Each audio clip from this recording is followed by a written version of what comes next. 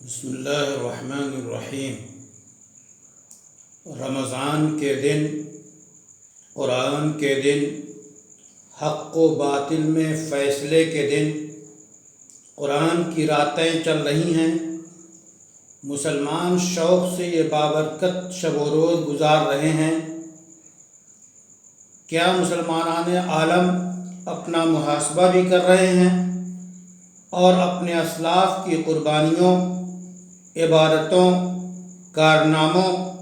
معرکوں کو بھی یاد کر رہے ہیں؟ مسلمان فلسطین میں بدحال، عراق میں خوں آشام، شام میں خوں آشام،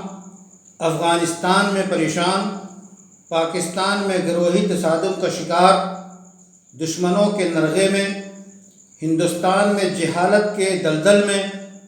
پسماندگی کے کھائی میں، فاشزم قوتوں کی دھمکیوں کا نشانہ۔ ان تمام پریشانیوں سے نجات کا نسخہ رمضان میں تلاش کریں۔ یہ رمضان جو ایک نئی مصیبت پہلے ہی سے آئی ہوئی ہے، کورونا، جس نے پورے عالم کو، عالم انسانیت کو اپنی تباہی میں لے لیا ہے، ایسے میں مسلمان رمضان میں اس کے دفع دور ہونے کی ایسی دعائیں دل سے کریں جس سے یہ مصیبتیں دور ہوں، امن و امان کے قیام کی لڑائی لڑیں، عدل و انصاف کے قیام کی کوشش کریں، باطل کے سرغنوں سے باوزن مذاکرے کریں، ان کے سر کچلنے کی کوشش کریں۔ رمضان جو قوت ایمانی، جو صفت تقوی پیدا کرتا ہے، اس کا تقاضا ہے کہ معرکہ بدر و فتح مکہ کی یادیں تازہ ہوں۔ یہ ماہ رمضان ہے،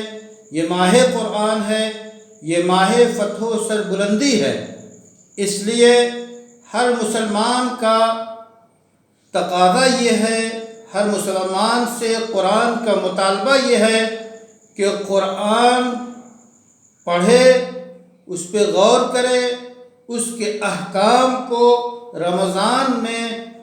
سیکھ کر دعا نافذ کرنے کی کوشش کرے، تاکہ انسانیت کو مصیبتوں سے نجات ملے،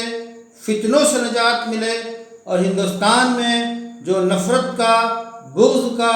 کینے کا، ایک دوسرے پہ ظلم کا جو ایک ماحول تیار ہو گیا ہے، اس کو محبت میں، انصاف میں، اچھائی کے ذریعہ اس کو بدلے، تاکہ امن و امان قائم ہو، رمضان کی برکتوں کا سایہ تام ہو، اور ایک پھلدار درخت کی طرح یہ ہمیں سایہ اگلے رمضان تک دیتا رہے۔